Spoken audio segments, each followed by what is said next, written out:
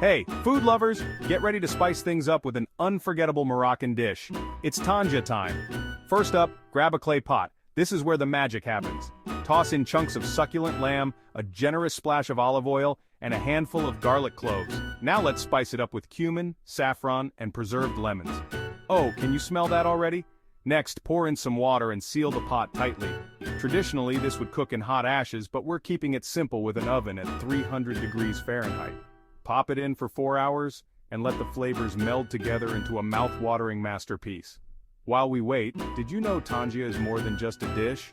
It's a symbol of celebration in Moroccan culture, often cooked by men for special occasions. Alright, time's up. Carefully open the pot and voila! Tender, aromatic lamb that's bursting with flavor. Serve it with some fresh bread and enjoy your culinary journey to Morocco. So, what are you waiting for? Grab your ingredients and impress your friends with this authentic Moroccan tanjia. Bon appetit!